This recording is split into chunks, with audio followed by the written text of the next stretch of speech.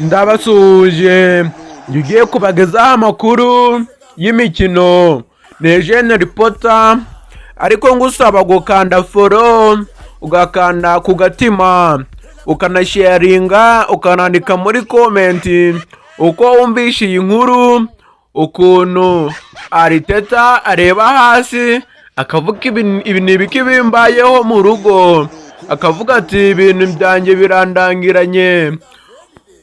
Uyu mukino wabereye kuri stade ya Arsenal, uyu mukino wabereye ku muvuduko mwinshi. Arsenal yatangiye neza ifungura amazamu, ibifashijemo na Bukayo Saka. Icyo ni igitego cya mbere nyuma y'imikinire myiza yo hagati ya Odegaard na Martinelli.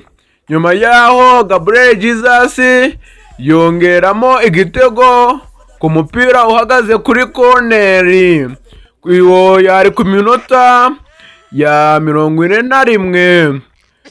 Manchester United ntiyacitse intege, yakomeje gusatira ikina neza.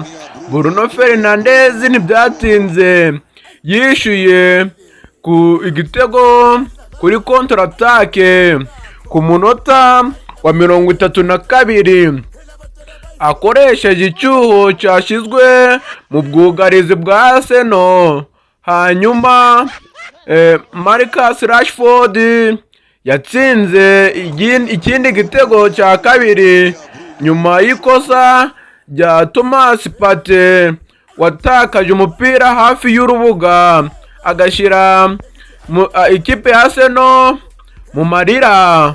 Mu minota ya nyuma umukino wafashije indi ntera, birumvikana amakipe yose gari ganganya gashaka uwatsinda undi, maze Rasmus yatsinze igitego cya nyuma gihesha intsinzi Man United, igitego cy'intsinzi ku ikosa rya Gabriel Magalhaes atabashije kumarika neza.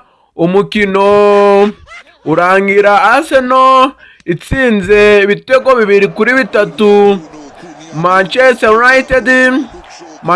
United itahana intsinzi ku bitego 3 kuri 3 bya Arsenal.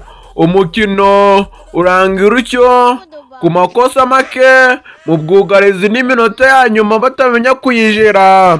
Ariko ngusaba ukanda follow, ukanasharinga, ukandika muri comment uko byumvishe. Ndabakunda, ciao.